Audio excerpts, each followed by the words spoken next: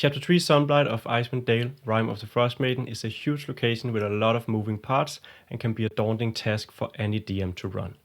In this video I'll give my best tips and advice for running Sunblight, including how we can handle the release of the Xardorok dragon, running various encounters at the fortress, how we even get an infiltration of the fortress going, and of course how we can make it less likely that the character's visit to Sunblight Fortress ends up in a total party kill, which, unless you're that kind of DM, you probably want to avoid.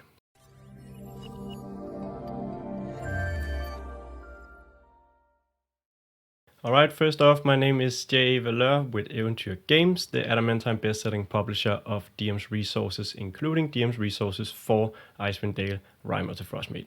What I'll be going over in this video is Chapter 3 Sunblight, which of course revolves around the Duergar that has come to Icewind Dale and also the Xardorok dragon that they are building there. A lot of the advice that I'm giving in this video is also something that can be found in the DM's resources. In this video I'll go over the broad points and I'll also maybe elaborate a bit here or there or just contextualize things a bit more.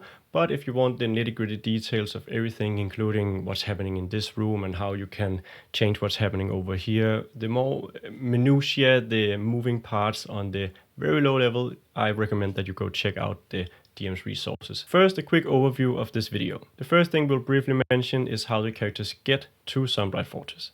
Then we'll take a look at the difficult decision, which is the dragon's release that is supposed to happen as the characters near the fortress, and how I would probably change that to make things unfold in a bit of a different way. Then there's, of course, the fortress itself, including Grandolpha, this treacherous Duergar there, and also Xardorok, and where the characters can find him in the fortress, and how you may want to make that decision on your own instead of rolling at random. We will of course also go into the character's actual infiltration of the fortress, including the battle that is supposed to happen there with Xardorok, and how you can make that battle as fun and entertaining for both you and the players and avoid it ending up with the characters getting killed. I'll also dive into Vellynne's quest and how the characters actually meet Vellynne, even though this is technically a part of chapter 4, which is coming up in an upcoming video. I want to handle that now because my suggestion is that we actually introduce Vellynne at a different point in time than what the book suggests. So yeah, that's the brief overview. Without further ado, let's dive into it, and starting off with how the characters get to Sunblight Fortress. Before the characters can get to Sunblight Fortress, they of course need to know where it is, and also that they are supposed to go there to stop this invasion of Duergar and the Xardorok dragon.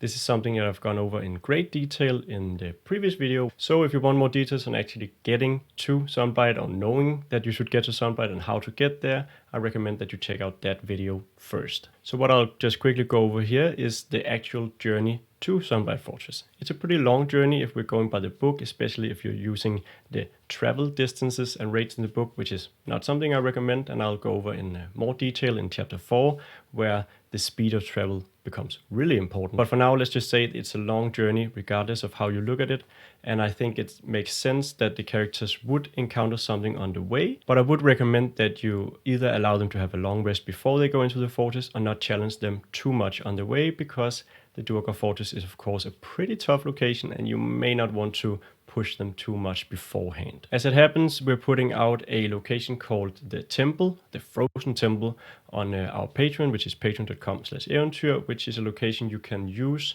to actually give the characters away from the Icewind Dale tundra directly to the Sunblight Fortress. So yeah, in any event, I think it's a good idea for you, the DM, to make sure that the characters are reasonably well rested when they arrive to Sunblight Fortress, and also that they maybe arrive early in the day so that they have a long day in front of them if they decide to head back for the Xardorok dragon. And that's the next point that we're getting into. The Xardorok dragon, because as the book describes it, the Xardorok dragon is supposed to fly over the character's head just as they are getting close to Sunblight Fortress. The way the book frames this is that it will make a difficult decision for the characters. Should we head back to try and stop the Xardorok dragon, or should we continue onward and infiltrate the Duergar Fortress? Now, I like the idea of giving the characters difficult choices, but I'm not a huge fan of the execution here, and there's a few reasons for this. First off, the timing is very convenient. Just as the characters are arriving at the fortress, the dragon is released. This is a huge coincidence, and I also think it's something that we want to avoid, if possible, having these huge coincidences, because each time we do so, the world feels less real to the players and the characters. Secondly, the characters won't have a lot of information at this point. They won't have seen the dragon's travel route inside Xardorok's fortress yet. They will not perhaps even know that the dragon is heading to 10 towns to destroy it, and they won't know how fast it travels or if they have any chance of catching up to it, and so on. This makes this difficult choice probably a pretty easy choice. Let's just continue onward. What's the dragon even doing? We don't know if we can stop it, and so on.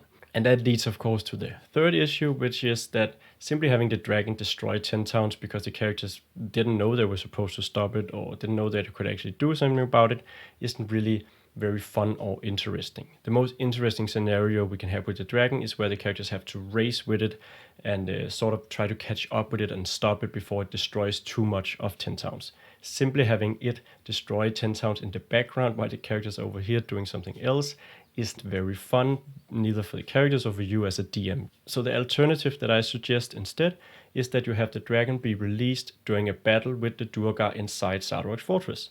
This makes it so that the difficult choice isn't whether or not to instantly chase back towards the dragon as they see it flying over them when they approach, but instead should we take a long rest before chasing after the dragon? How many lives will it cost if we try to rest up to have a better chance of stopping the dragon before heading out after it, and so on. As the fortress is laid out, the characters really only have one entrance through the front where they'll quickly probably run into Grandolpha. They can then have a meeting with her, maybe even making an alliance, which we'll go into in just a minute, before going down into the fortress or up first if they decide to, but eventually going down into the fortress to stop Xardorok. If you just go by this chronologically, the characters will of course start by arriving at the fortress. They're seeing this huge place which seems pretty well guarded and quite impenetrable. The doors are huge, they're locked, so the characters may be stumped about how they're actually going to get in there. Now, it would be pretty hard for them to enter if it wasn't for some help that they're getting, which is described in the book. There's a Duergar loyal to Grandolpha who decides to open the door, letting the characters in. I like this touch. I think it's definitely the way to go because it creates an encounter immediately where the Duergar that aren't loyal to Grandolpha starts attacking the characters as they come in. You have this huge combat in the foyer with 9 Duergar, I think it is, going up against the characters. Now, this is a tough battle and we don't want to really tire out the characters too soon because they'll have a lot of battle ahead of them. So what you want to do here, or what you could do here, is that you can have Grandolpha arrive with her loyalists to sort of help the characters against these 9 Duergar, especially if the fight is seeming to be pretty tough. And that leads us into the Muzgardt Conspiracy, this meeting the characters can have with Grandolpha. So assuming that the characters arrive at the fortress, they're let in by one of Grandolpha's loyalists. They then have a battle with the guards that are loyal to Xardorok before Grandolpha and her Duergar shows up near the end of the battle to either help the characters or just help them finish off anyone who tries to run away. In any event, the characters are led into an meeting with Grandolpha, unless of course they attack on the spot, which is of course always a possibility. But let's assume they have a meeting with her. We get a good description of what she's like and what she can maybe tell the party in the book, but we don't really learn a lot about her motivations. I think it makes sense that Grandolpha is after gold. She wants to have a trade relation with 10 towns where she can export stuff from the Underdark and Gragglestug to 10 towns, so of course she doesn't want the towns destroyed. Instead she wants to depose Xardorok, take his place and make this trade alliance. And for that she wants the aid of the characters because they can act as fall guys if things go wrong. It was their fault, not mine. And they can also act as ambassadors to 10 towns if 10 towns isn't destroyed, where they can help her make this trade alliance. So the book gives us some information about what Grandolpha can provide the characters. She can give a general layout of the fortress, she can show them to the dragon's flight plans, and she can also inform them that there are some Duergar loyal to her within the fortress. You can also have Grandolpha aid the characters even further by saying that she can find out where Xardorok is and provide them directions directly there, or perhaps that she will help lure him into a place where he's alone so the characters can sort of assassinate him. She can also maybe tell them that there are these loyalists, exactly where they are in area X21, in the forge, and in area X33.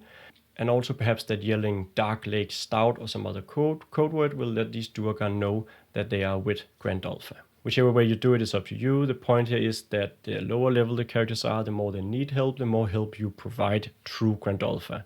And if the characters decide to ally with Grandolpha, you'll also have more dials for adjusting difficulty during encounters, as Duergar loyal to Grandolpha either distract other Duergar who would otherwise fight the party, or maybe show up near the end of the encounter to stop it short if the characters are faring really poorly. So having Grandolpha involved is a huge help for us as the DM because it gives us so many options for both letting the players create a good plan for infiltrating the fortress and dealing with Xardorok, and also to help us adjust encounters. And that leads into the next thing I'm going to cover, which is where is Xardorok? The book provides us with 4 places where the characters may encounter Xardorok. This could be in his throne in area X19, it could be in the forge, which is area X24 to X26, or it could be in the temple, area X29, or in area X34, the torture chamber.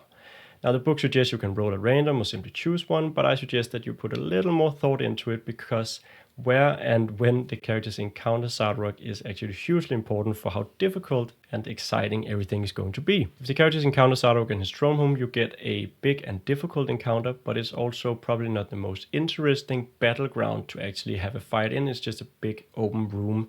There's not a lot of things to interact with for the characters there. If the characters encounter Xardorok in his forge, on the other hand, you have another big and very tough encounter, especially if you run it as written. But you'll also have a more interesting battleground, and you have the Charterland Dragon near if you want that to be released during the battle, as I've recommended previously. If the characters encounter Xardorok in his temple, you have a potentially easy encounter if the characters can deal with Xardorok before he gets 8, or you at least have a interesting dynamic encounter where the characters have a brief encounter with Xardorok before he runs away to get help, and it evolves into sort of this big battle in the forge. Lastly, there's of course also the torture chamber, where the characters can encounter Xardorok alongside a few Duergar. This is another easy encounter, and it's probably not very interesting either, because it's just a big room, there's not a whole lot going on. So where should you place Xardorok in the fortress? First of all, you need to consider the difficulty. If the characters aren't getting Grandolphus 8 and they're lower level, perhaps they're level 4, it's a small party of 5th level adventurers, you probably don't want them to have an all-out encounter as written, at least in the forge or the throne room. You should maybe opt for the temple or the torture chamber, and sort of give the characters a way to get there without first having to go through the rest of the fortress.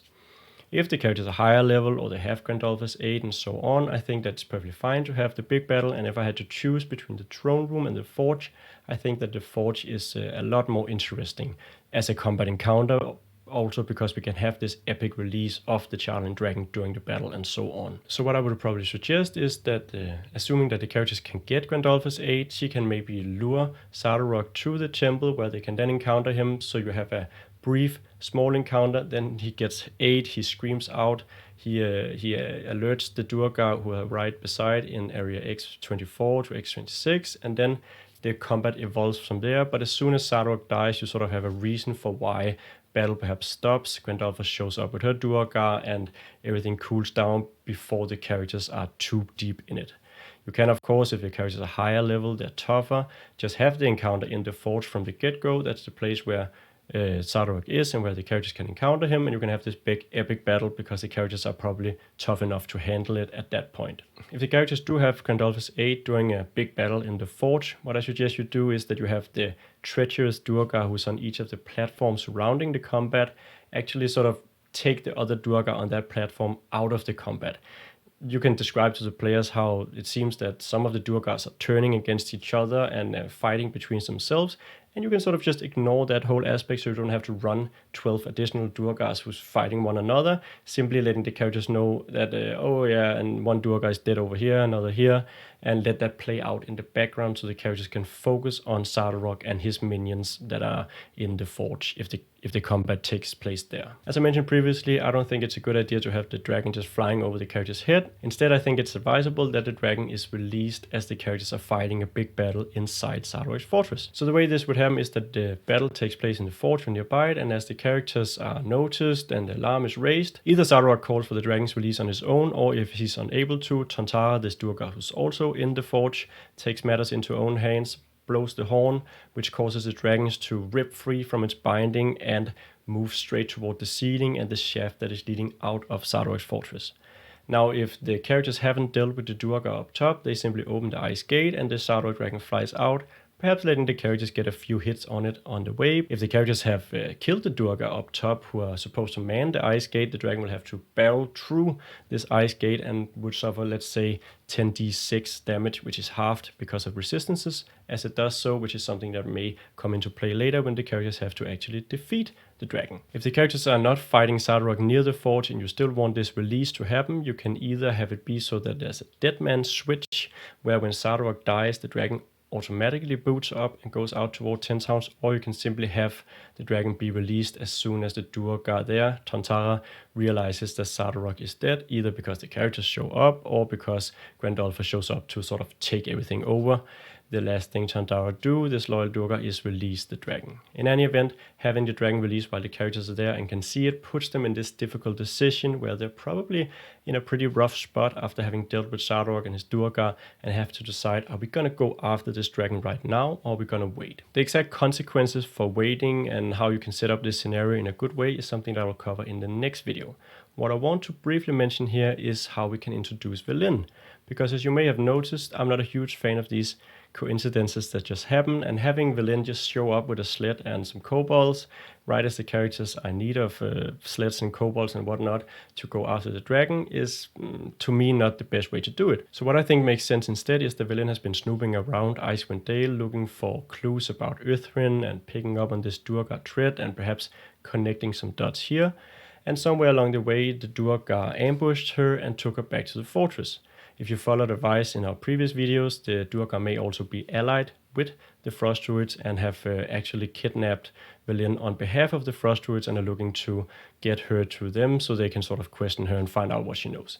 In any event, Vellynne is sitting in the prisons right near the forge as the characters are having this huge battle.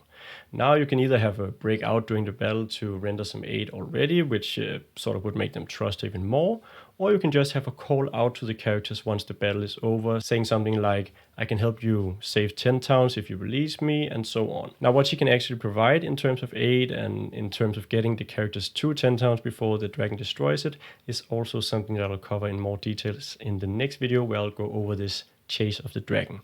The main point here is just that I think it makes a lot of sense to have Vellynne show up at Xardorok's fortress instead of on the way there or on the way from there to chase the dragon. So to round things off and give a quick summary of how I think things would go as the characters infiltrate Xardorok's fortress, they will arrive, they will be let in by one of Grandolpher's minions, they'll have a battle up at the foyer, then they'll have a meeting with Grandolpher where they can get some aid, perhaps be pointed directly to Xardorok in either the forge or the temple.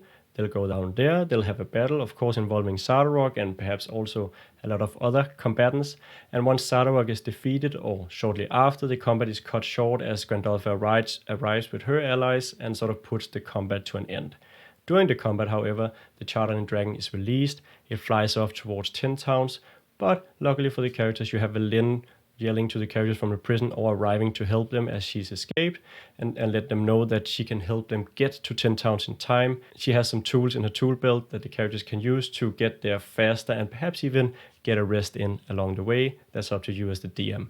And that's also what we will be covering in the next video, which is about Chapter 4, Light's Destruction, and how we can make this chase of the dragon and this struggle to stop it from destroying all of 10 towns into the epic and interesting encounter scenario, adventure scenario that we want it to be, and which I think is really important because it's actually one of my favorite scenarios in all of the published adventures for 5th edition Dungeons & Dragons. But yeah, more on that in the next video. For now, I want to say thank you for following along and watching this video. If you're not subscribed already, consider subscribing. We'll be putting out more content.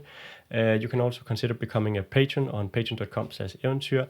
We are routinely putting out stuff that goes well with your Rime of the Frostmaiden campaign. So yeah, subscribe to the channel, check out the Patreon, sign up to the mailing list. There's a link to that below. And as always, thank you for following along, and I hope to see you in the next video.